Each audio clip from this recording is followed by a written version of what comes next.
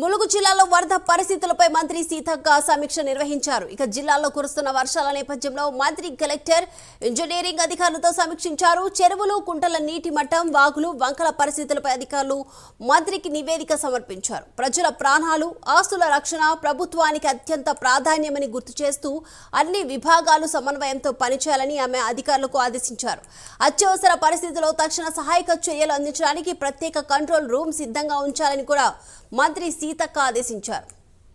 Police అధికారులను కూడా అందరితోటి డివిజనల్ వారిగా ఉన్నటువంటి అధికారులతో మాట్లాడి అప్రమత్తం చేయండి సార్. వాళ్ళు కూడా వాళ్ళ ఫోర్సు, అదేవిధంగా ఎన్డీఆర్ఎఫ్ టీమ్స్ అవన్నీ అందుబాటులో ఉంచండి. ఆ కొండాయి వాళ్ళను కూడా వీలైతే అటు గోవిందరాజు కాలనీ కానీ లేదా ఇటు మల్యాల కానీ వెళ్ళమని చెప్పండి. ఆ బూటారాంది కూడా అలర్ట్గా ఉంచండి.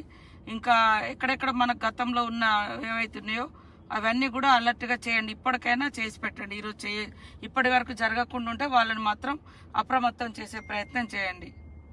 ఎస్ మ్యామ్, కొండాయికి ఈ రోజు పొద్దున్నే ఒక స్పెషల్ టీం వెళ్ళింది మ్యామ్. అక్కడ ఉన్న ఎస్సీ కాలనీ వాళ్ళంతా వచ్చేసారు. వాళ్ళందరినీ తరలించడం జరిగింది.